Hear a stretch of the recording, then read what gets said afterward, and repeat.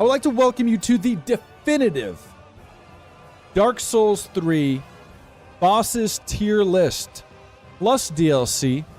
Now, as you know, we will not be ranking these bosses on difficulty, not just difficulty, though that does weigh in.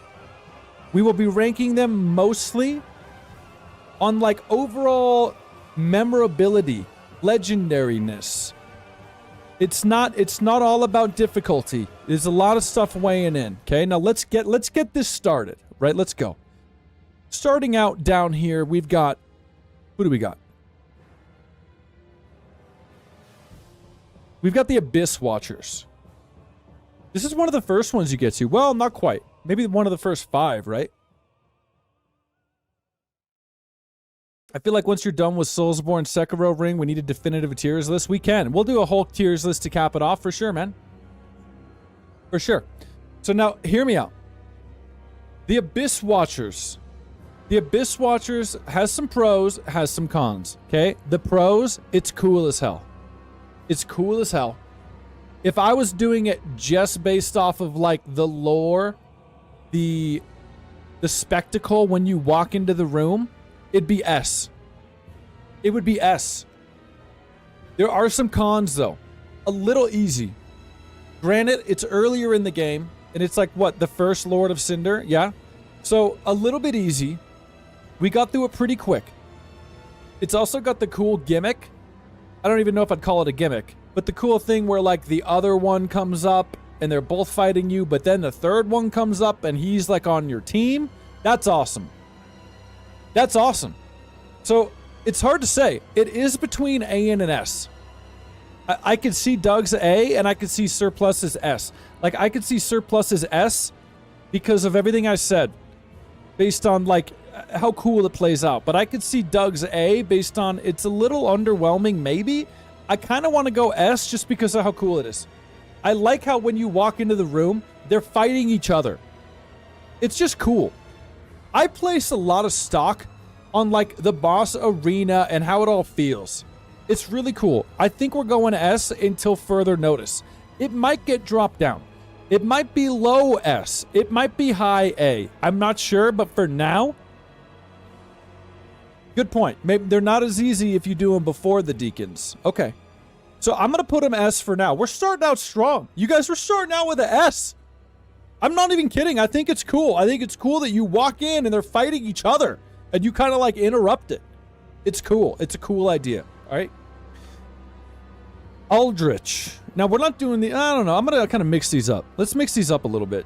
It's just kind of all over the place. You know what I'm saying? Like, let's get with some of these. Let's try to go through in a canonical order a little bit. You know, it is a Bloodborne type boss. Yeah. You guys know I love the humanoid bosses. It's a fact. Okay.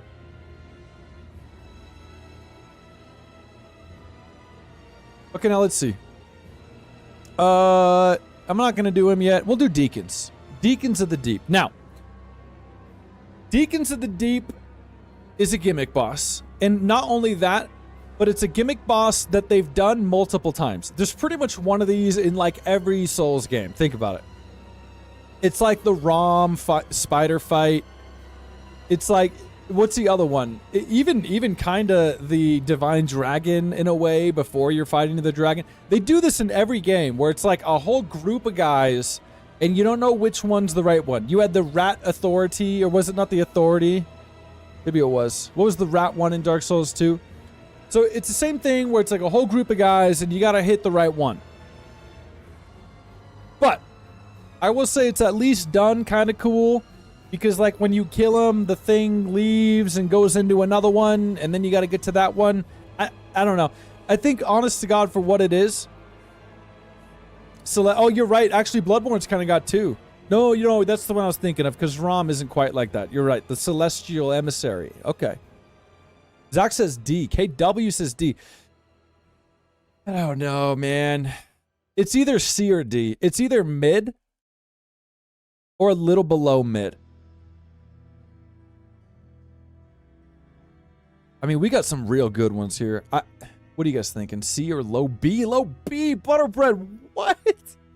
What? Who spread your butter today? That's not a B. No. It's kind of cool. I don't even know if I like it that much. I'm going to be honest. I'm going to go D. I'm going to go D. I think it's better than some of the other gimmick bosses in the other games. Like, for example, it's better than the stupid rat thing in 2. What's the thing? Dark Souls 1. Doesn't Dark Souls 1 do something like this too? I'm going D. I'm going... Nah, we're... No, I'm going D. I'm going D for now. It could move. We don't know. We'll see. Okay? Now, this... I kind of hate this boss. Can we be honest? I kind of forgot to pull this up so you could see who we were talking about, by the way. Deacons of the Deep. You know who it is. It's this guy. There he is. Okay, we're done with Deacons. Let's go on to the next. So, now, I kind of hate this boss. I think this one might be a little controversial. We'll have to see what you guys think. I kind of hate Crystal Sage. I think Crystal Sage is dumb. I think it's stupid. I think everything about it is kind of dumb. You find it in the swamp off to the left. You kind of walk over there, and it's just over there. It starts doing its magic crap. But then later in the game, you start fighting this enemy again. They pull the Elden Ring, where the boss turns into like a normal enemy. It's whack. It's so whack. Oh, everybody agrees? It's not controversial. Okay, cool. That's great. Yeah, I think this boss is whack. I do. His clothes, whack. Tat, whack. His little phantom orb, whack. It's all whack. It's dumb. It splits into like the 4 things. You can tell which one the real one is, or you can just kill the other ones. I think it's dumb. Is it Deacons? D for Deacons. That fits. Crystal Sage has got to go... Oh my god, I kind of want to go F. I don't think the design's that cool. It's just like a big fat... It's kind of cool, I guess. It looks like a witch. It's either D...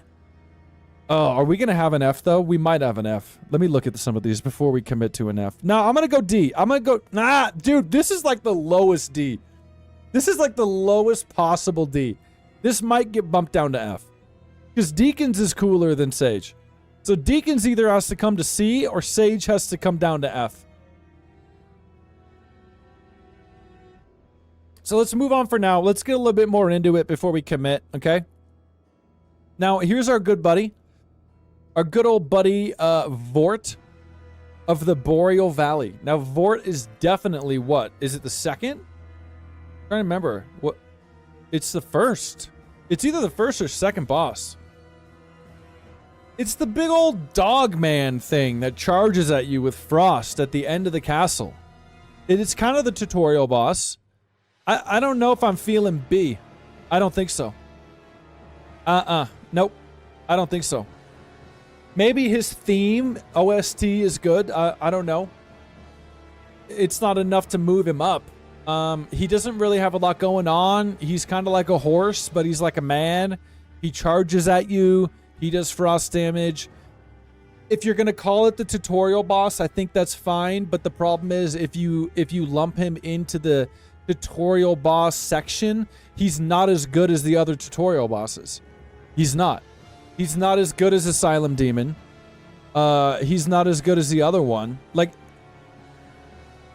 there's nothing tutorially really about him other than like, hey, here's your first harder boss. You know? I really don't like him. In fact, okay, if Crystal Sage wasn't controversial, this is the controversial one because I really don't like him that much. I think he's not that cool. I think it's cool finally beating him. I think it's cooler coming out of the door and raising the banner. Oh, yeah, there you go. Yeah. Udex Gundor is the tutorial boss. Correct. So, yeah, this guy's not. And Gundor's way better at it. I gotta go D. Listen, it's either C or D. Oh, my God. I don't know, man. I kind of want to do a flippy flop, you guys. I kind of want to put Deacons maybe up here and put Vordt down here. I think Vordt's D. I don't think it's that good. There's not a lot to him. He's kind of easy. You roll around. Well, again, it's cooler when you beat him and you open the door and you raise the banner. Okay? I'm gonna leave him. This feels better to me. Maybe Deacons at C, Crystal and Vordt at D for now. I have a feeling that this list, things might move around more than other ones. Okay, like, hold on. Speak of the devil. We've got the one and only is it Udex Gundyr? I never know how to say it. Is it not an L, right? It's Udex. Udex Gundyr. Now, this is a good boss. This is a good boss. This is a good tutorial boss. This is a fantastic boss. This is epic in every way. So right near the beginning of the game, you come out on the cliffside, you make your way down, and then you find him there almost like a statue. And he's got the sword through him. And I love how you even have to walk up to him and pull the sword out of him, and then the fight starts. And this is a good tutorial boss. This rivals Asylum Demon for sure. He's hard, he's quick. It's like such a good tutorial boss for Dark Souls 3 because he shows you it's not going to be like Dark Souls 1 and 2. Listen, we're going fast. We're going fast. Okay? Now, we'll talk about his other version later. Okay? This version here is a really great, solid start to the game. He's got the transformation, which, again, tutorial shows you, get ready. Get ready, because there's going to be some wacky shit in this game. All right? I think, I don't think he's, I'm not going to go quite S. I'm going to go A. I'm going to go A. And listen, we'll talk about his other one, obviously, but I think Udex Gundyr gets an A. I think he's great. He's a great intro to the game, okay? Oh my god, who else do we have? Let me look at this. I'm trying to go in kind of a decent order here. Okay, Curse Rotted Greatwood. The Curse Rotted Greatwood. I got kind of mixed feelings about this fight. Kind of mixed feelings. So, again, kind of a gimmick. You gotta hit the little bulbous things on him, which is funny because to begin with, they're like all right between his legs and his crotch. Man, I feel like the chat sometimes, it's either S or F. There's no in between with you guys. It's not an F, Zach. This is not an F. It's a T for tree. I don't think he's that... Listen. Is he kind of dumb and kind of a gimmick boss? Yeah, okay. Is he also early on... And he's got kind of a cool design at least. He's a big tree. And then the floor breaks out and you drop down. It's not that bad. I don't think B or an A. I think it's in between all of you guys. I think Cursed Rotted Greatwood is sitting solid. Sitting solid at like a...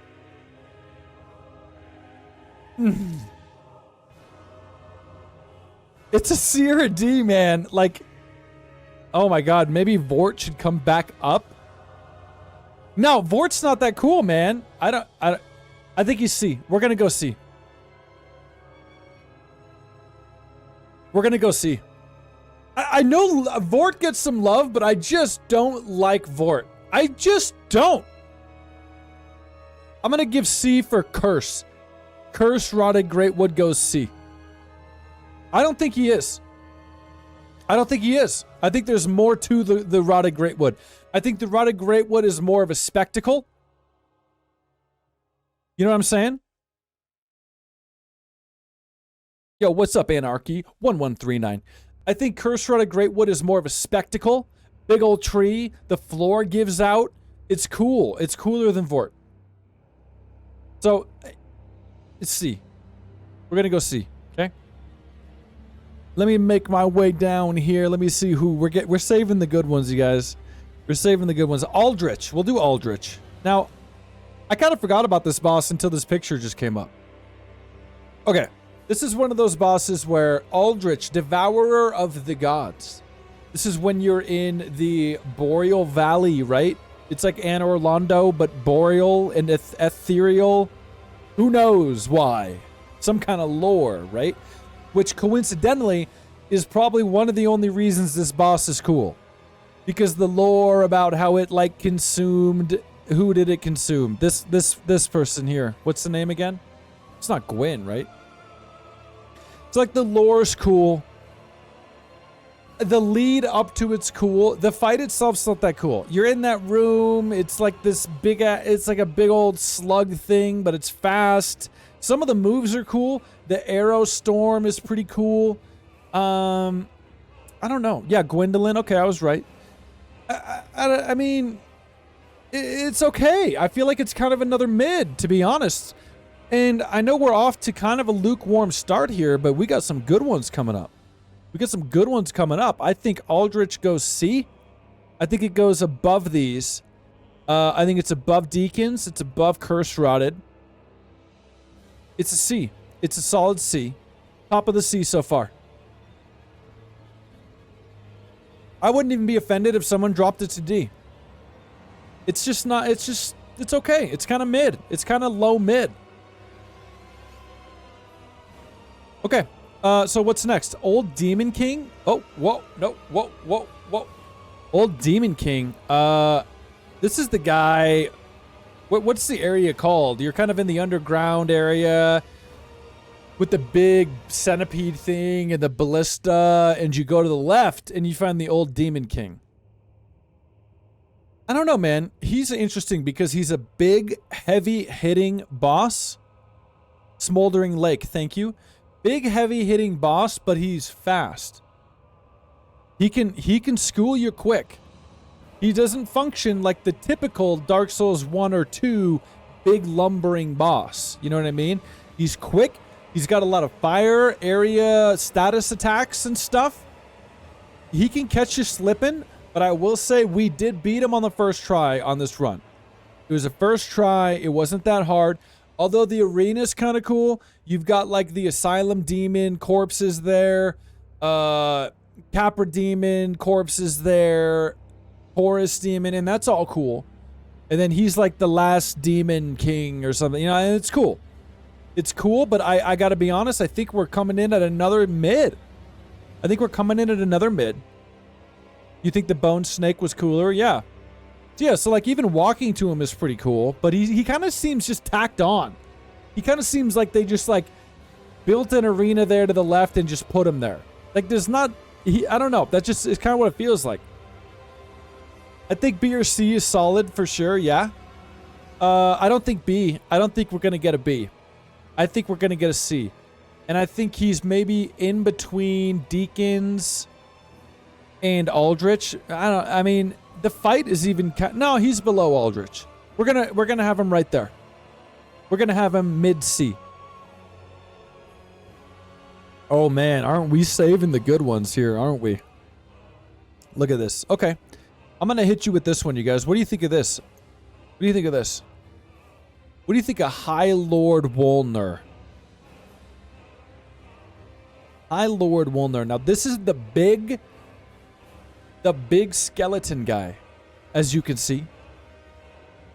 You go through the skeleton area, and you cross the Indiana Jones bridge, chop the bridge, they all fall. That's cool leading up to it.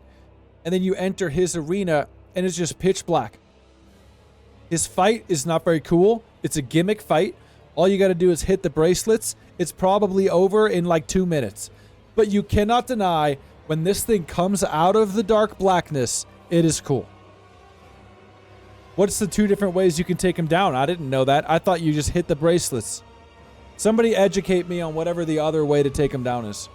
But at any rate, I think he's a spectacle. He's very cool looking. Yeah, he's kind of like a jump scare. He's very cool looking. You don't expect it. What's up, Fat Mo? Jacob, thanks for the sub. You don't expect it. You just kind of step out into the blackness and his face just like, it's cool, man. I think it's cool. I think it loses effect after the first playthrough. And then at that point, he's just a gimmick boss. Probably pretty easy. So wait, if you don't hit the bracelet and he dies, you break the bracelets, he is dragged down. Oh. So if you break the bracelets, he's dragged down by the abyss? Oh, I didn't know that. I didn't know there was 2 different ways. I mean, that's cool. That adds to the coolness. So, but again, because he's so basic and really it loses effect after the first playthrough, I feel like you gotta go, he's kind of mid. Like, you guys, there's no way we can put him in B. There's no way. There's no way, Fat Bo. He's got to go C. He's got to go kind of mid-C. Maybe even low C, just because he's just kind of a spectacle. There's no way I can go B. I'm sorry. You guys, my hands are tied. I can't do that. I got people watching me. I can't put him in B.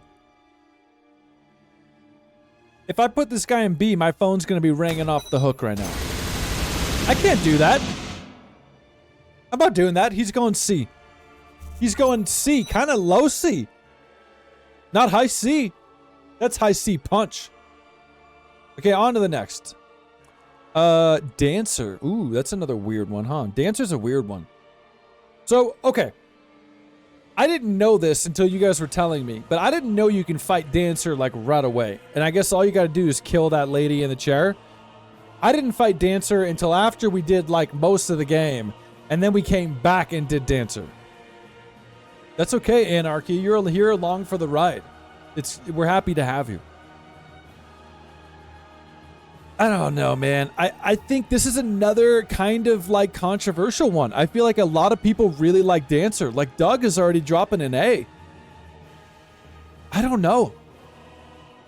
Let's talk about the pros and cons, okay? The pros, it's cool. You can fight them right away or later, if you know.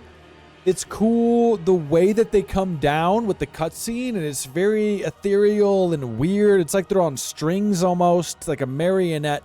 And then they come down, and unlike the rest of the bosses in the game, it's very fluid.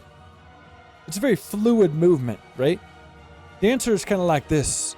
She caked up for sure. If you're a thighs guy, you're going to have Dancer a little bit higher, you know?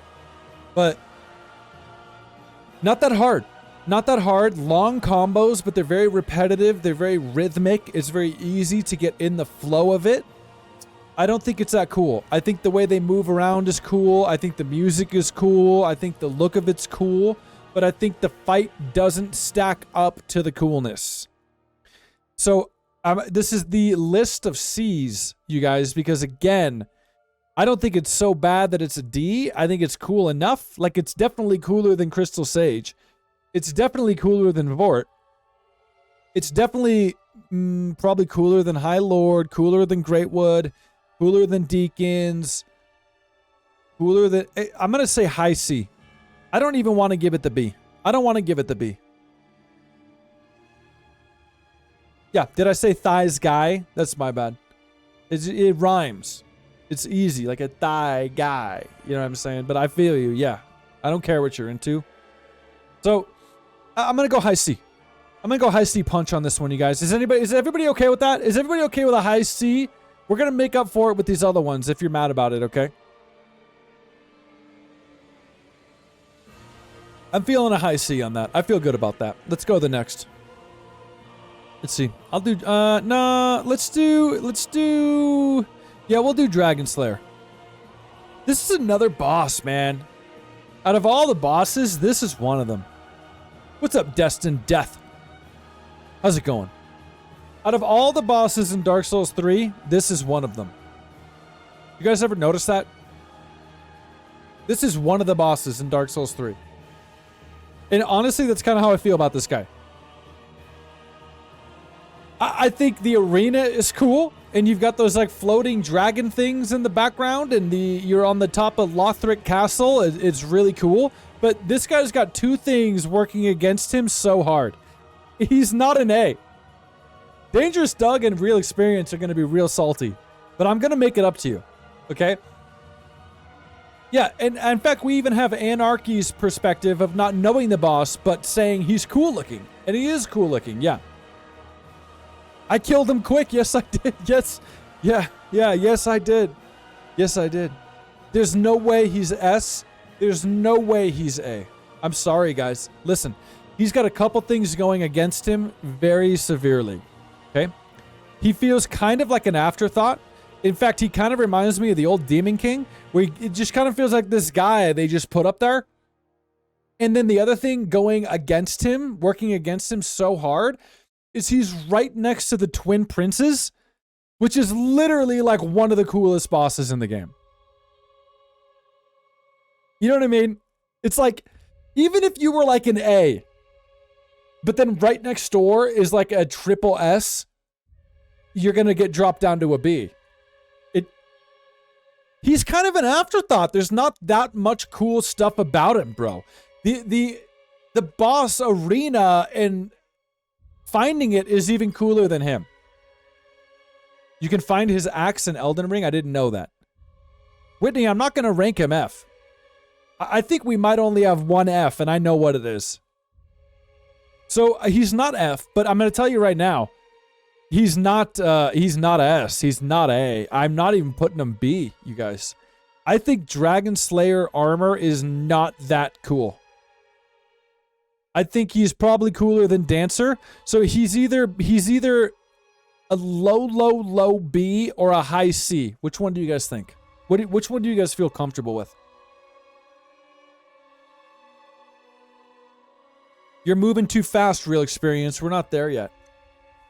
We're not too Aserios yet. So I think I'm going to go... We'll go low B for now. I'm going to tell you right now, he's probably going to get bumped out. He's probably going to get bumped out. But we'll go low B just to have a guy in the B there. You know, I'm going to be honest, I don't like him. I don't like him. What is so good about him? Somebody try to explain. What? It's just like a big dude with heavy armor that comes out of nowhere. All right. Let's just move to the next. We will honor Real Experience, and we will do... I never pronounce it right. Aserios, the Consumed King. Wow. You know, honestly, I thought we were going to be throwing a lot of stuff up in S and A before we turned this on. I'm kind of surprised. Is a lot of these I feel conflicted with. Like, there's some cool stuff about him. A lot of cool stuff about him. The fight itself is not very cool. So this is after you're going up Lothric Castle, but you need to go the left way, and then you kind of find his little secret sanctuary down there. So on one hand, it's kind of cool that it's off the beaten path. I don't even think it's optional, right? I'm pretty sure it's optional. Let's talk about the pros. It's off the beaten path. It's optional. Kind of a cool thing to find. It's weird that he's talking about his baby Ocelot, and it seems like he's even holding a baby while he's moving, but you can't see the baby. So it makes me wonder things that the lore probably explains that I don't know. Nonetheless, it makes it cool to me. Like, is there actually a baby that's invisible? Is there not a baby? Is he losing his mind? What's going on? If there's not a baby, why do I hear a baby crying in the soundtrack of fighting the boss? You can hear it. You know what I'm saying? Yeah, you can hear the baby, exactly. So I think all of that stuff is cool. And he also is in the area that you need to be to get the emote, right? The dragon thing to go to the Nameless King. So I feel like everything about this boss, other than the fight itself, is cool. I like his voice acting. It's weird. It's uncomfortable. It makes me sad and weird feeling. All of it's very bizarre. Very bizarre. Shout out to DaBaby. Shout out to Lil Baby. And shout out to Baby Mama. Yep. When he crushes it, there's an animation of someone being crushed. So there's definitely a baby. I don't even remember him crushing the baby. And wow, how accurate is Whitney? Yeah. Oh, yeah. This is like, you know what Aserios is? Aserios is, yo, we have Murgo's Wet Nurse at home. This is Murgo's Wet Nurse at home. You know what I mean? It's like an off-brand version of that. Not as cool. But it's not bad. It's not bad. It's really not. So let's go look. Let's go look. It's gonna be C. How is it not gonna be C? It's gonna be C. Dude, you guys, you know what's dumb? I can't let you guys make this list because I feel like Dragon Slayer's gotta come down. I don't know, man. Like, because here's the thing. I kind of want to put Aserios in C, but I don't like Dragon Slayer more. I don't like Dragon Slayer more, though.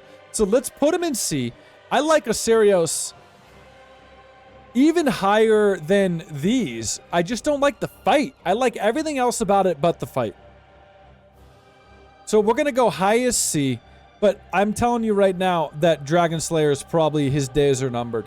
His days in the B column are numbered. All right, what's next, you guys? Let's save the DLC ones. Ooh, Pontiff. Okay, here, this one's gonna be grinding some gears right here. Pontiff Sulyvahn. Now, this is one of the most iconic bosses of the game, I believe, right? Gotta be the one that's memorable for a lot of people. For good reason. Now, this is, I would say, the main boss. I don't care about Aldrich. Of the Boreal Valley place. What's it called? Boreal Valley. It's literally Anor Londo, but, you know, not. And I think, man, I think the design is amazingly cool. I think the design itself is amazingly cool. I think the build-up up to him is amazingly cool. Because you're in the really cool, ethereal-looking Anor Londo place, and you find him in the middle of the, what is it, like a church. You walk in, he's over there, and you gotta walk up to him. I think it's cool. I think it's a very cool boss. I think the design is very cool. I think the fight is good. So this guy, unlike the other ones, doesn't suffer from everything else is cool but the fight. I think the fight is cool as well. I think this is likely... I was going to say the first boss we died to a lot, and then I remembered the Great Tree, and then I didn't want to talk about it anymore, and I'm going to move on. So I think Pontiff, I even like the name. Like, it's hard to forget the name Pontiff Sulyvahn. He does do a lot of damage. He does do a lot of damage, and Surplus is right. He's definitely one of the first actually hard bosses in a difficult kind of way. Not a cheesy kind of way, like the tree, you know? Yeah, he just stands there when you enter, waiting for you to approach. I think it's amazing. I think it's one of the most iconic and memorable. Remember, one of the key rankings of my list is like how memorable, right? Pontiff is memorable, for sure. It's going to be A or an S. I think it's better than Abyss Watchers. I think we might be putting Pontiff S. No, we've got way more to put in S. He's got to go A. Abyss Watchers maybe needs to drop down. Hold on. Oh, the Shadow Clone. Right, he's got a couple phases. He goes into the Shadow Split thing, which even that is cool. Because instead of doing the cliche, now you're fighting two things, it's different. It's like just copying what he did a second after. So even that's kind of cool. Even that's kind of cool. So, I don't know, man. God, it's up here. There's a part of me, can I just be real with you guys? Tell me if I'm crazy. There is a part of me that wants so bad for Abyss Watchers to be S, but I just don't think it is. I want it so badly to be S. But I just don't think it gets there. It's so close. It's like climbing up to the S tier. It's got its fingers on the rung, and it's trying to do a pull-up to the S tier, and it just can't. It just can't. I think Pontiff goes S, and I think it's cooler than Abyss. As you just heard, Abyss might drop down. No, we'll leave it S for now. Pontiff is better, though. We'll say that. Okay, who's next? Are we into just DLC yet or no? No. We're just getting started. Look. Yorm the Giant. Highest B for Abyss. Nice try. Yorm the Giant. What do you guys think about Yorm the Giant? Now, Yorm is Dark Souls 3 Great Serpent God. It's Dark Souls 3.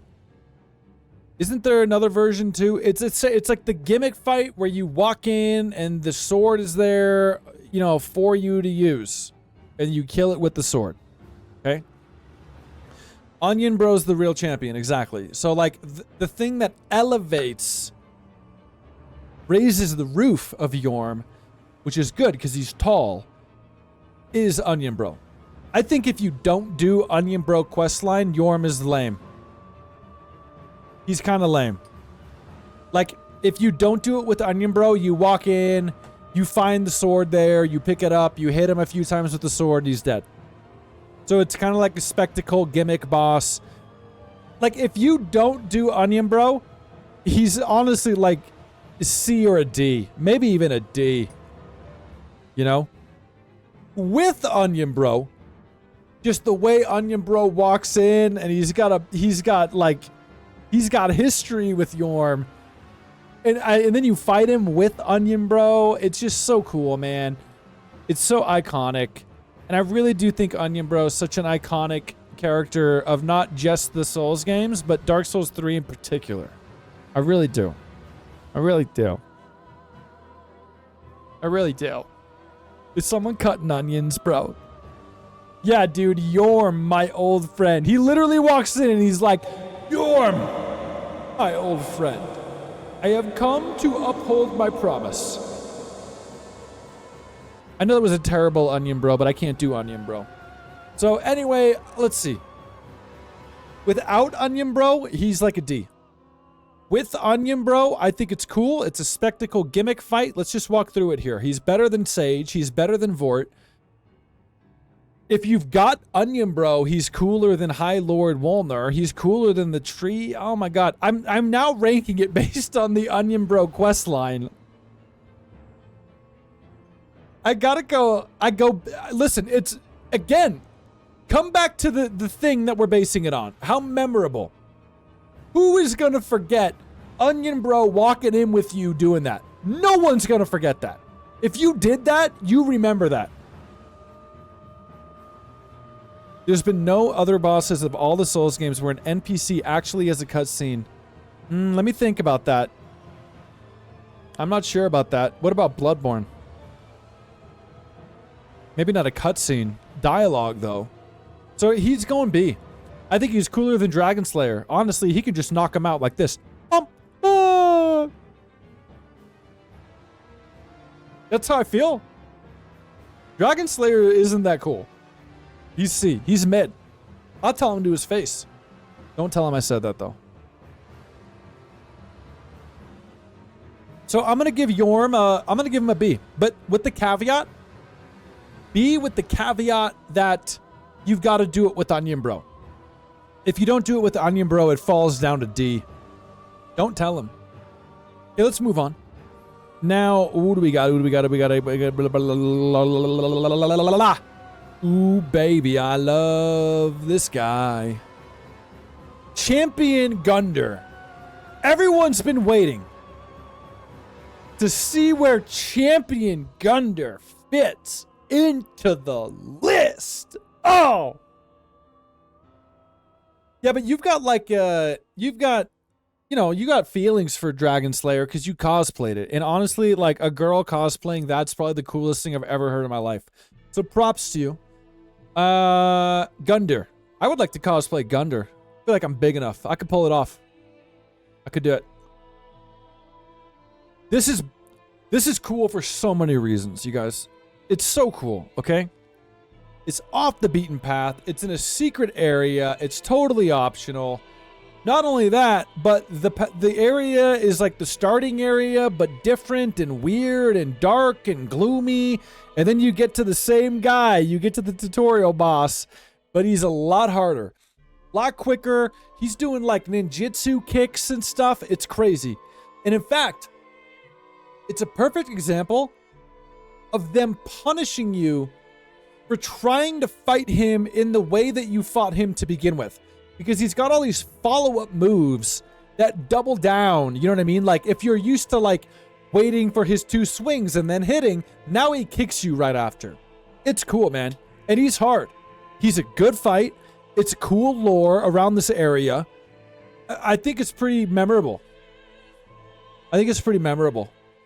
Surplus is saying, Dr. Respect, we're about to kick up Bloodborne right after this, amigo.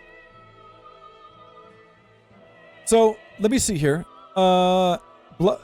Surplus says S for difficulty, S for lore, S for boss, S for straight up S. Let's look, because I don't know, man.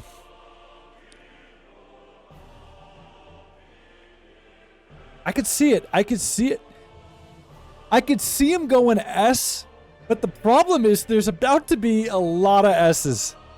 I feel like maybe I should have staggered these more. Because there's about to be a lot. So, yeah, I mean, he's either like highest A, right with Eudix. Is anybody, what are the thoughts? I already know Surplus's thoughts on S. But Surplus starts with S, so that's obvious. I'm seeing what you guys think. He's either S. Listen, I'm gonna be real though. If he's S, he's low S. He's a cooler fight than Abysswatch. We're gonna go low S.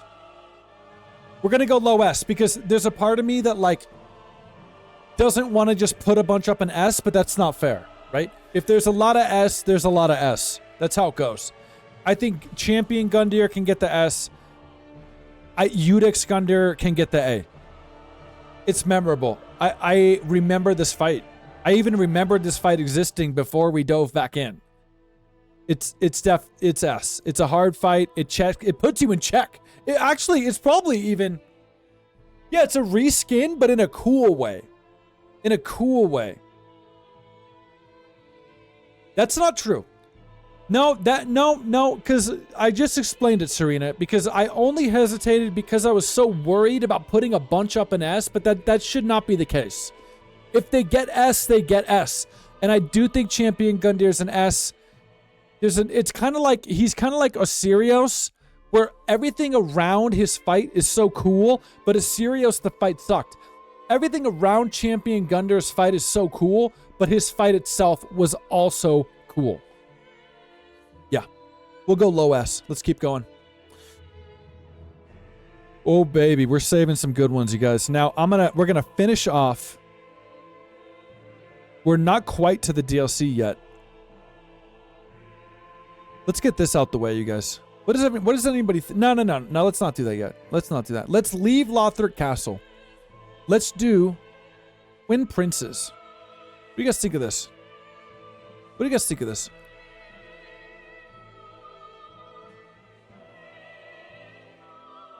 Because I'm going to tell you, I think without a shadow of a doubt, this is an S tier fight. It just is. No, it's not B. The fight itself, you know, I think we did it on the first try, but I just do not care.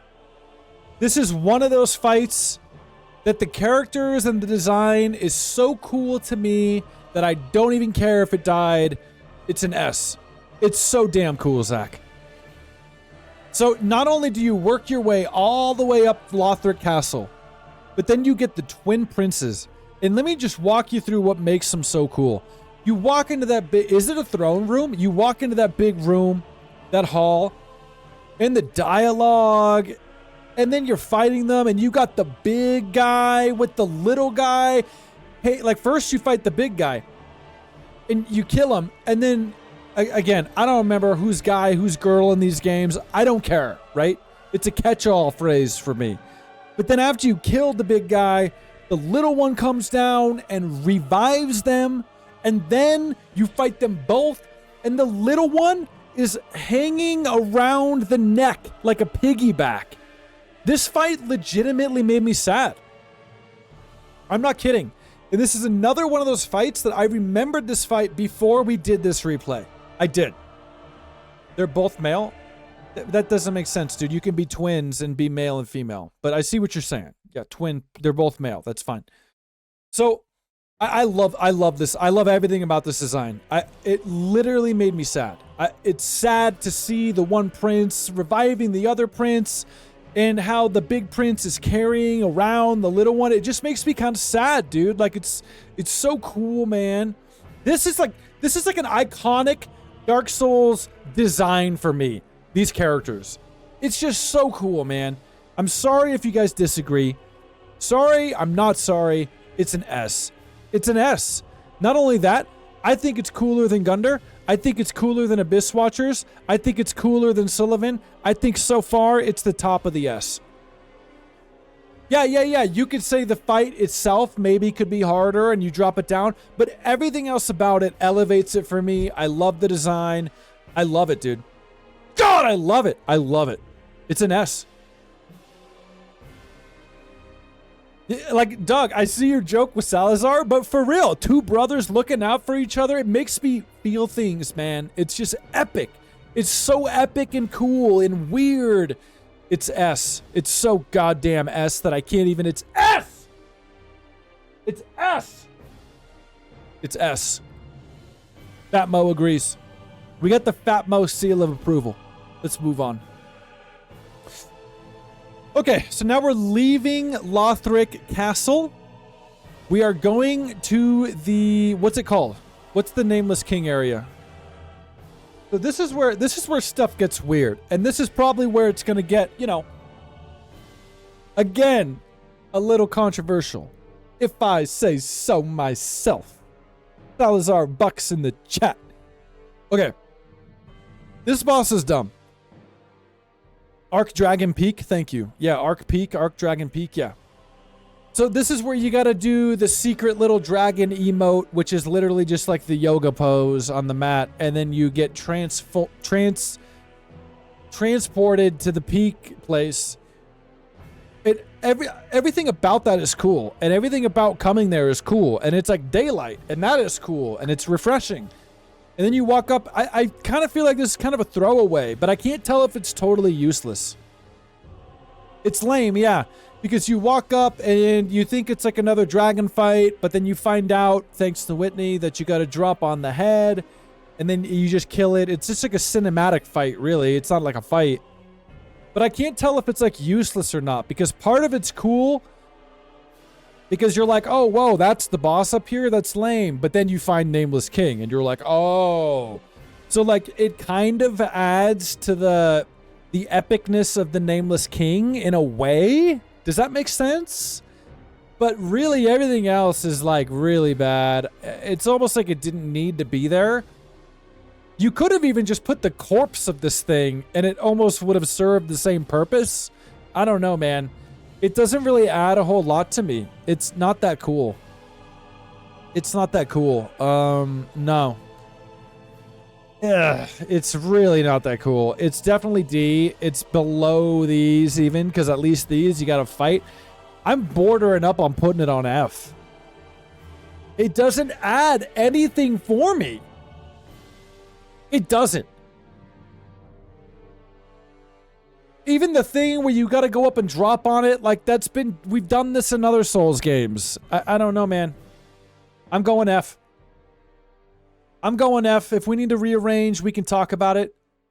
It adds a lot of souls to level up, yeah. Yeah, I don't know. Like, the only thing I can think of, the only redeeming thing maybe, is it might add a little bit to, like, the Nameless King's epicness. But I just feel like even if it was a corpse, it would have served the same purpose for me. I don't know. I don't know. Or maybe if the Nameless King rode in and was like shouting like Gyobo, but like, you killed my dragon! Like, but he doesn't. It doesn't add anything. I think it's F. I think it's forgettable. I think everybody from the Arc Peak is going to remember Nameless King, and no one's going to care about the ancient wyvern. You know, I think it's F. We're going F. We're going F. All right? You guys got an F. See me after class. F for forgettable. Am I right? Exactly. Okay, let's move on. To the man himself, the one everyone's been waiting for, the Nameless King. I know Zach just got PTSD when I put it up on my screen. I bet a lot of people just got PTSD, but I got a question about this guy. So, if you didn't realize it from me explaining it just now with the ancient wyvern, this is the actual boss of the Arc Dragon Peak area. And there's a lot of really cool stuff about this fight. There's a lot of really cool stuff about this fight. So the fact that this whole area is optional and secret and even hard to find, and then you get up here and find this guy, and then you're walking on the actual clouds, it feels so different than the rest of the game. And everything's all like, it just, I don't know, man. It really stands out. It really stands out. And then the fight itself is cool because he flies in on a dragon and you got to knock him off the dragon thing. And then you fight him. And the second phase, it's really cool. And it's a hard fight. But I do have a question because when I did a poll that was like, who's the hardest boss? And he was in the list. Even though he got a lot of votes, there was a lot of arguments in the chat with people being like, why does everybody think he's hard? He's not hard at all.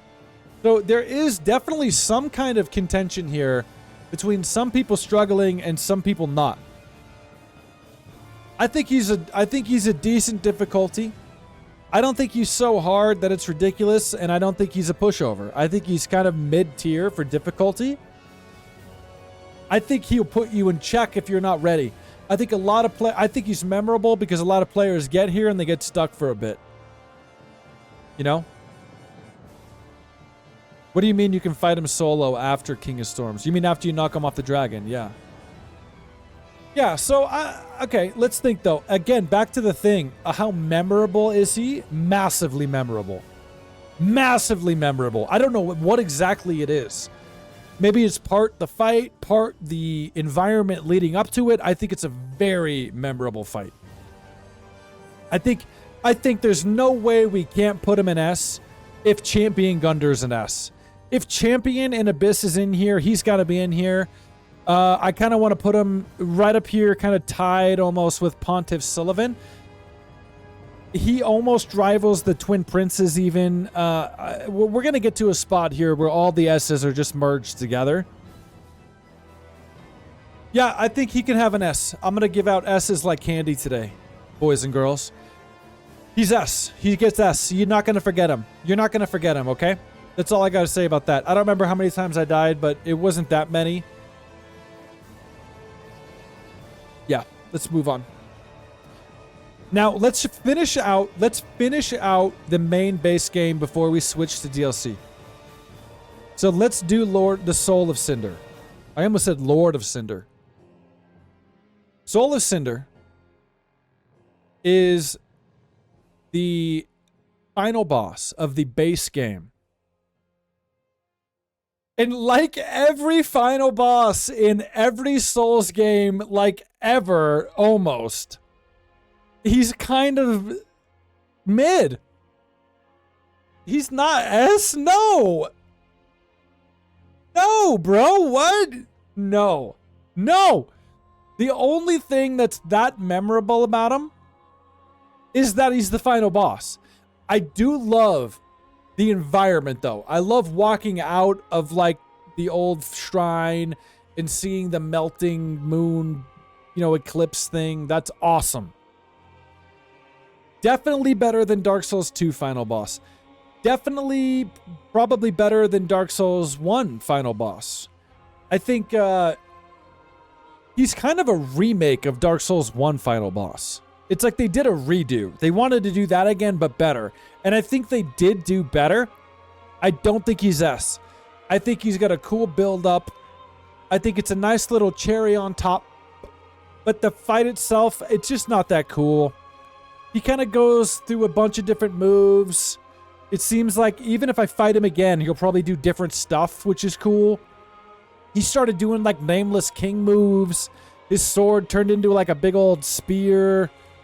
What is he, a couple phases? But like, that's another thing that kind of, I don't know, like you go into phase 2 and he gets harder, but he doesn't like transform or anything. It's just kind of like his life bar just fills back up and you do it again and he's harder. And I gotta be honest, I think some of the stuff he does looks lame. This is Gwyn? Okay. See, yeah, the lore, that's the problem with these lists though, is like we would have to do a whole different tier list for lore. And then a lot of these could get S, but like that's not what we're doing really, If I'm thinking about how memorable, if I'm thinking about the fight itself, it's not that cool. And I think he does some stuff, Zach, that's stupid. Like when he does like a back handspring, like Liu Kang, I think it looks dumb. Is anybody going to disagree?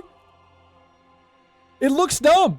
I'm not even saying the idea of him doing it is dumb. I'm just saying the animation they gave him looks dumb. He parries you. That's cool. Yeah. Yeah.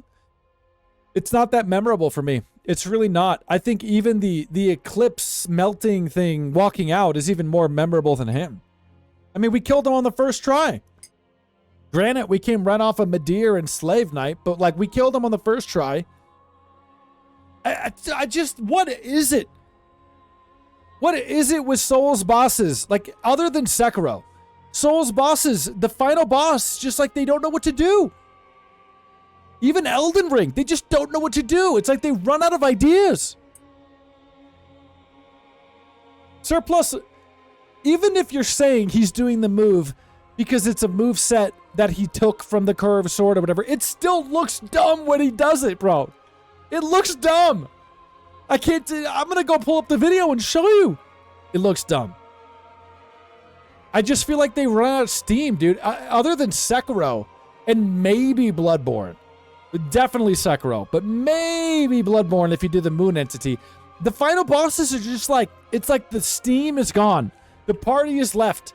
The bar is closed. And it's like that final guy sitting there before you got to kick him out. You know what I mean?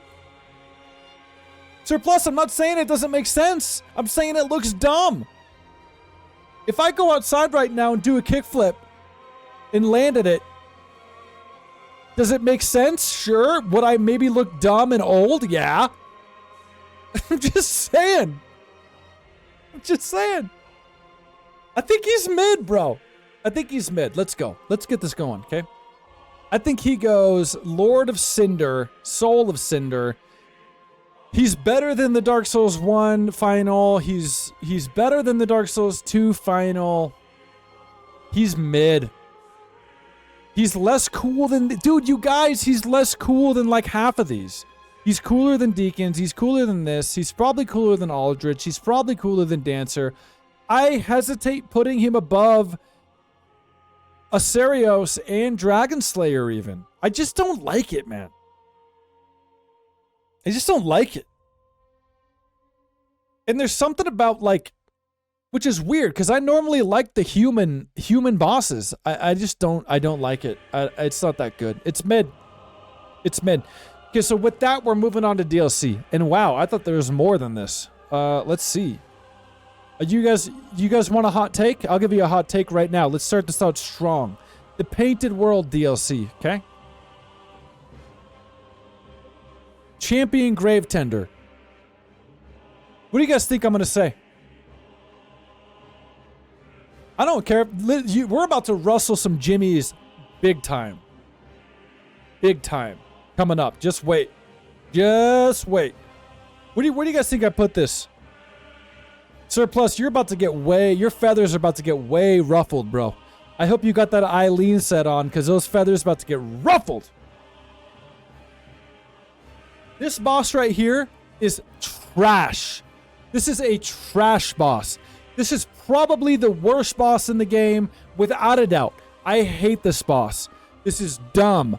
This is a boss I beat on the first try, and I still hate this boss.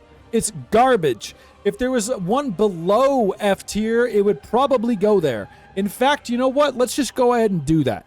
Let's go ahead. Let's add a row below, and let's do this. Let's do a double F. No, let's do a G. No. Let's do like a H tier.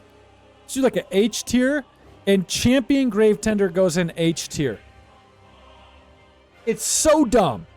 Everything about it is dumb. Literally everything about it. So this is the boss in the first Painted World Snowy DLC, which, by the way, I didn't even love that DLC. I loved Sister Freed, which we're about to get to. I did not like the DLC. Souls cannot do this big, empty, snowy... It's just not good. It's not good. Some of the cool fly, bloody area was cool, but the whole DLC was mid. This boss is so bad. This boss is so dumb. You find it down at the icy lake down there.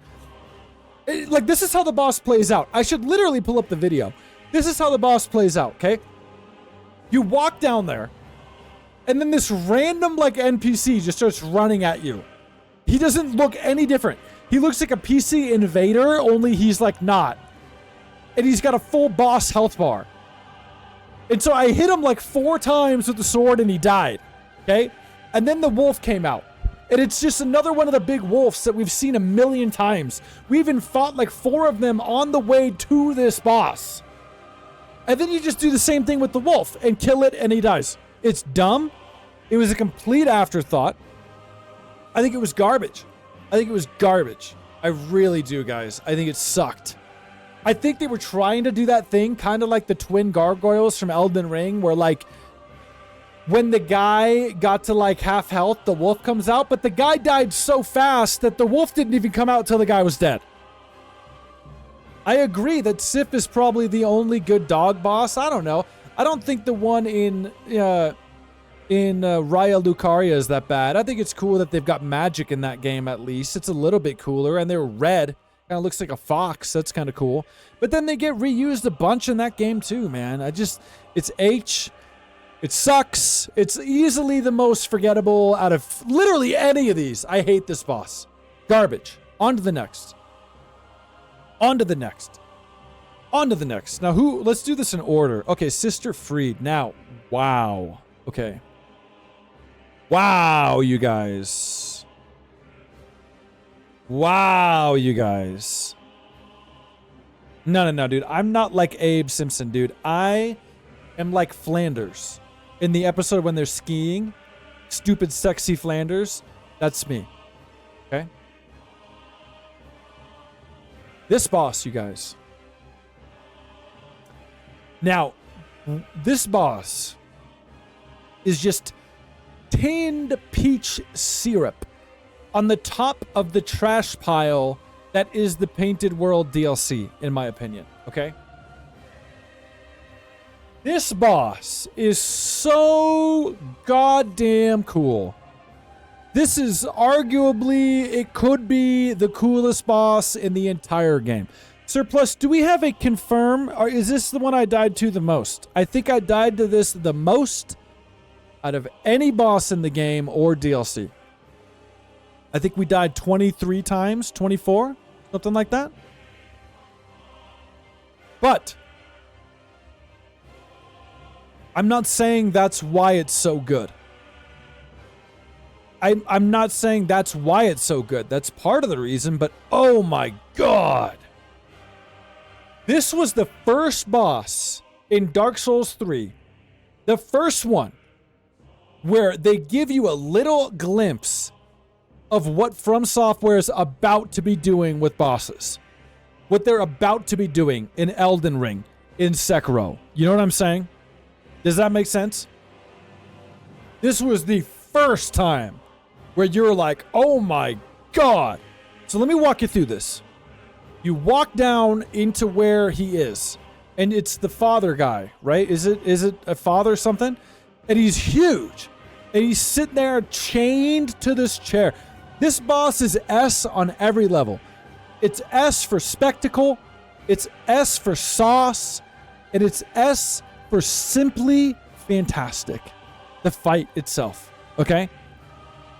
You fight her one-on-one while he's just sitting there. He's not even paying attention. He's got that big old bowl in front of him, that cauldron thing. She is like Melania, kind of, yeah. And you fight her alone, and I do hate that one move, man, where she goes invisible and then gets you on the thing. I do hate that, because I feel like they tried to do a Priscilla thing, but you can't see her footsteps in the snow. Why didn't they just do that? Why didn't they take that from Priscilla and put it in this? But whatever. So, and then after you kill her, yeah, he was chained. No, he was chained. Go back and watch the cutscene. It's got to be the best cutscene in the game. After you kill her, he like looks up and he loses his mind. He starts breaking out of the chair, starts slamming the bowl on the ground. And then you got to fight them both together while he is just going raging everywhere with the bowl. It's so damn cool, man. And then when you finally kill phase 2, then you got to fight her again alone, but she's even amped up more. She's got the, what is the dark magic? What is it called? Oh my God, dude. Primal, Postal. It's epic. This is one of my favorite bosses. It's so cool. The scream that he does? Oh my God, bro. This is kind of like taps into the Twin Prince thing, where I just love the design. I love how epic and how weird and crazy it is. I've said enough. I've said enough. It's S. It's S. It's S. It's S. It's S for Sister Fried. It's probably above all these so far. When she vanishes, you can tell where she went because she runs to the left or the right. No, dude, it doesn't work that way. She does jump, but then after she does that, you've got no way to know where she is. You'll see like a table break here, but because she can move so quick, there's no reliable way to keep tabs on her. Yeah, the scream, it's chills on my spine. I totally agree. It's just so damn good, you guys. It's so damn good. It's S. It's top tier S. Let's move on. Demon Prince is next. If we're going in order, Demon Prince is next. Okay. We're back to kind of some mid. Now we're into the other DLC, by the way. The Ringed City. Doug, no there's not. Talk me through it, Doug. Talk me through it because I fought it 24 times. Okay? I'm not even saying you're wrong. I'm just saying educate me then, because from what I saw, she goes up in the air and all you have once she's invisible is audio cues, which are not reliable. She does break things, but it's because how fast she can reposition. She does that like swivel move that you never reliably know. You don't. With Priscilla, you've got the footsteps. All I'm saying is I think it could have been cooler if that first phase you gave her footsteps. Because then you even took the Dark Souls 1 thing, used it in a new thing. I don't know. It just... Why would she not leave footsteps, but Priscilla would? You're in the snow. I think. There's snow in there, right? Yeah. I just feel like it could have been better. That's all. It's the only move that I felt like was kind of cheesy. It felt like I needed to kind of be lucky. Like she went invisible. Now I got to wait for the sound. And then hopefully I roll at the right time in the right direction. Okay. When she jumps, she's behind you. You just need to run behind you and attack her so she won't grab you. I guess, okay, if Doug's right, you know, chat can confirm or deny. I guess I didn't realize that if she jumps and goes invisible, she always lands right behind me and I can just hit her. I didn't know that, okay? Even so, I don't think it's telegraphed for me to figure that out. But we're going to move on to Demon Prince, okay? There's stuff... We're into the Ringed City DLC. There's stuff I like about this boss. There's stuff I don't like about this boss. This DLC is way better than the other DLC. Lickable. I'm not sure what that means. Oh, a liquor. Yeah, for sure. Resident Evil. Doug, I'm not saying you're wrong, bro. I'm just saying, even if you are correct, I personally don't think enough is there for me to just realize that without you telling me. That's all. We're moving on, bro. So, the cool things. You're in the Ring DLC, so that's already cool, Puck. It's already cool because it's better than the other DLC. I like that it starts out with 2 of them. I like that one of them gets all buffed and fiery and then, you know, expends all the energy and then it's all weak. And then the other one's all fiery and strong and then they kind of take turns. I like that. So you kind of got to pick which one you want to fight at the right time. I think that's cool. By the time it turns into the Demon Prince single one, I just don't care. At that point, like, all of the novelty of it is gone, and it's just like another dragon boss. It's not... I think it's mid. I don't think it's that cool. Let's see. I don't think it's cooler than these. He's somewhere... Let's put him somewhere around, like...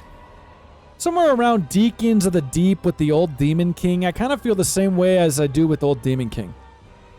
I'm sure he's got cool lore. I don't know if his lore would elevate me, though. I really like Phase 1. I like Phase 1 more than Phase 2. I feel like they had something cool going with the yin-yang of Phase 1, where it's like I said, you're kind of taking turns navigating which one to fight when. But the minute it turns into 1, it's just all gone, and it's just another fiery big boss thing. So I'm going to go C. I'm going to go mid-C. Now, we're going to save the best 2 for last, okay?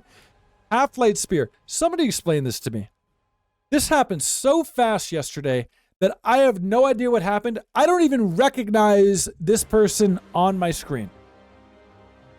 What is this? Who is this? Who is this person? I barely remember this. I feel like I walked in. Let me walk you through it. Tell me, you fill in the gaps. I walked in. There was a big giant. Like that's walking around in the swamp kind of giant. I killed the giant. But then there was this person there who then summoned another invader. And then I just killed them both with ease and it was done. He spawns after you kill the giant. Okay. I was online. We did fight a real person. We did. We did. The person that came in was definitely a human. So, you know, this is another thing where like all of the games do this for the most part. Most of the Dark Souls games, right? Like it happened in even Demon Souls. It happened with the Mirror Knight. I'm trying to remember what it was in 1, but it probably had one. Where there's like an invader tied in. I don't know, man. Sometimes it works, sometimes it doesn't. Okay, well then it sounds like I fought a PvP, I guess. I just didn't like it. I didn't think it was executed that good. I barely knew what was going on because they died so fast. I don't know. I don't think it's good. I don't think it's executed great. I think I could put it down here in D. I don't think it's quite Ancient Wyvern bad. Wyvern. I think it's not. It's probably worse than these even. It's worse than Vort. It's worse than Crystal Sage. It's just kind of there, man. Dark Souls 1 doesn't. Okay. Demon Souls does. Dark Souls 2 does. Dark Souls 3 does. Okay. So I'm going to go D. And now, the moment we've been waiting for, all right, let's get to some of the most well-known bosses of the game, probably some of the most well-known bosses of the series at large. Why don't we go ahead and start with Midir? Because I have a feeling Midir is going to rustle some big old jimmies. I got a feeling that there's some S people in the chat for Midir. I do. Doug says it's easy. S for Midir, S for Gale. Midir is that dog, bro. He made you switch weapon types. Remember that. What a cool comment. Good job, bro. That's a cool comment. Don't you forget that. He did. Listen, he did. He did. But I'm gonna give you the straight dope about Midir. Okay? I don't think you're gonna like it. And I think some of you might even try to call me out and say, oh, it's just because you died a bunch and you're mad. Do I need to explain to you guys how many times I have died to some bosses? I have died to Malenia like 340 something times. 370 times. And I still love that boss. So it's not about me not getting good and being mad. But I'm going to give you a take on Midir that you're not going to hear very often, okay? I'm going to give you the pros first. All right? Doug nailed it. The laser attack is so sick. In fact, I thought about the laser attack this morning, and do you know what I thought about it? Not only did Placidow in Elden Ring steal it, but the way they did it, it's so nuanced how cool it is. It's not like he just goes, "Ah," and a laser comes out of his mouth. he starts to breathe fire at the ground, and then the fire gets like so heated that it like turns into a laser coming out. And you have to actually think about that. Think about that. So literally in the FromSoft offices, someone was like, give him a laser beam. And then they were like, okay, cool. But whoever decided, no, don't just make the laser beam come out. Have it just like amp up until it turns into a laser beam. That is so goddamn cool. Whoever that person is needs a raise. It is so cool the way that he does it. It's like, fire, then a beam comes out like after a few seconds. It is just chef's kiss how they did it. It really is. The other cool stuff about Midir, you see him a couple times. You know, he's kind of foreshadowed. You see him in the distance, and then you see him on the bridge. You knock him off the bridge. And then the girl behind the door, you know, gives you the task of killing him. I haven't seen Godzilla Resurgence, but I know the clip you're talking about, though. I've seen that.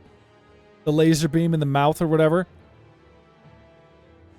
So I think it's cool. I think there's a lot of cool stuff. Now to the bad stuff. I really don't think it's a good fight.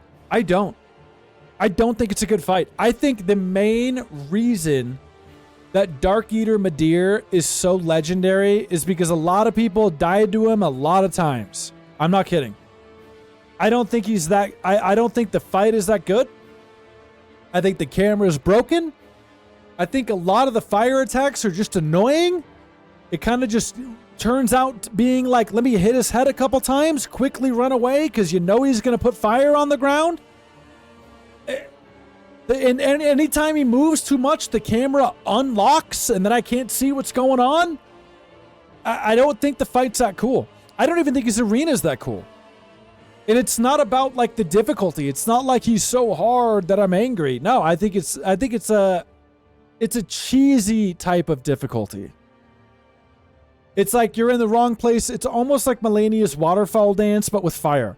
Like if you're still standing there when he's gonna do the fire, and it's just annoying, man. I don't even think the arena is that cool.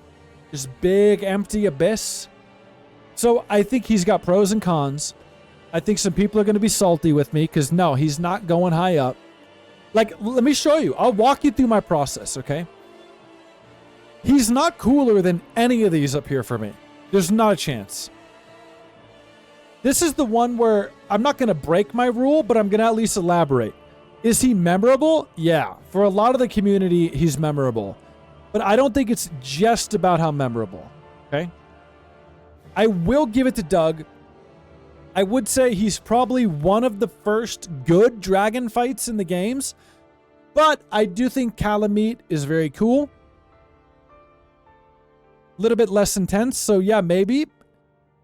I don't know. Sin is cool too, yeah, for sure. But again, like, look, he's not as cool as anything up here in S. He's not as cool. He's kind of B, you guys. He's gonna go up here with B. I'm second guessing myself, but I really think like he's cooler than Yorm. He could go A. I don't know. He kind of makes me mad. He kind of makes me mad, and not the right reasons. I'm going to go B. I'm going to go above Yorm. He's below Udex. Yeah. No, this feels right to me. He's cooler than these. He is cooler than these. Okay. That's pretty much all I got to say about Midir. He did make me switch weapons. We were using the Fume Knight Great Ultra Sword. We switched to the Claymore. Honestly, it was a great decision, and it worked. Yep. The other sword was so slow, I couldn't get hits in. It just felt like a slog. He's going B. He's going B. Now, before we get to our final one, Slave Nightgale, I'd like to take a moment to thank this stream sponsor, Sherpa Puffs. You can find them in a store near you. They're extra cheesy. They're extra squishy. They're yummy. Sherpa Puffs. Pick up a bag now. Are you going to be doing a first day stream of Elden Ring DLC? Probably. Does anybody know the date? Does anybody know the date? I don't know the date. I haven't been keeping tabs on it. But yeah, probably for sure. I don't want it to be PvP stuff more. I don't care about PvP. Give me more single player game. Give me more areas, give me more bosses. That's going to bring me back to Elden Ring. Okay? Doug, I think it's funny that you think Slave Knight Gale is an S when it's so obviously mid. Bro, I'm just kidding. Oh, I'll tell you what. I am definitely doing Armored Core day 1. If anybody's interested in that. Oh, yeah. No, he's not mid. He's actually one of my favorite ones. Slave Knight Gale feels like the true final boss to me. It feels weird killing Slave Knight Gale and then going to fight the Soul of Cinder. It's just like, you know what I mean? Gale is way better. And Gale is another example of everything firing on all cylinders. The build up to him is awesome. Walking down into the desert is awesome. His cutscene is awesome. The battle is awesome. This kind of like Sister Fried, feels like an early workshop of the bosses they would then start doing. He's quick. He's all over the place. The animations are very good, very fluid. He's so memorable. He feels like the true final boss. There's so much I like about it, even in a little way. Like, you know what's a little touch that I think it just goes a long way? The fact that every few hits you can stagger him. Because what that does is it makes you play more aggressive. Kind of like how Bloodborne makes you play more aggressive with the getting your health back mechanic thing. If you keep attacking. Or kind of how Sekiro does, where you just want to break the posture bar. It like adds to that, to where like you want to play a little bit less safe because you're going to get a stagger. And I think all of that is so cool. I think all of that is so damn cool. And the build up, walking out there and that guy crawling through the desert. It's just so cool, man. Yo, what's up with him being Radahn? Because he's kind of a big old guy out there in the desert crawling around eating people. Just like Radahn. You guys notice that? He gives the most souls of any boss. I didn't know that. So I really like this boss. I think it's so cool.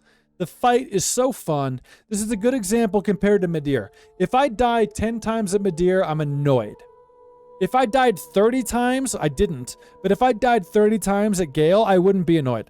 Because it's more of a back and forth fight. You know what I mean? And I think that's the sweet spot. He's a good example of the sweet spot that these games need to hit. You know what I mean? Back and forth, trading blows, getting the health bar down, and then you die. But then you're eager to get back in there and do it again. You know? I think it's one of the most easy S's to give. Is this the blood? Right. The blood of the Dark Soul. It's just great. It's definitely S. At this point, I'm not even going to say it's above or below. It's just S. Now let's take a look at our list, you guys. Let's take a look. Let's make sure it feels good before we commit. But I think it does. Everything up here in the S tier is so memorable. Look at these. All of these are memorable. These are the God tier ones up here. Yep, it feels right. And Midir, you know, whatever. If someone likes Midir, I could see it going A. If you're way into the lore and the epicness, I could see you putting it S. I got to do my list. I think Midir goes B. All these in C. That feels about right. Yeah, this is the trash. Yeah, we had to make a whole new row for that one. So that's it, you guys. This is the quintessential Dark Souls 3 boss tier list plus DLC. The only list that matters. There you have it, folks. Okay? Now, we don't have a lot of time left, honestly. We don't have a lot left. So I think what I'm going to do is we're going to boot up some Bloodborne. Let's at least just get it open. Let's get it set up. Let's get it started. Let's make sure the volume's good. Let's chat a little bit.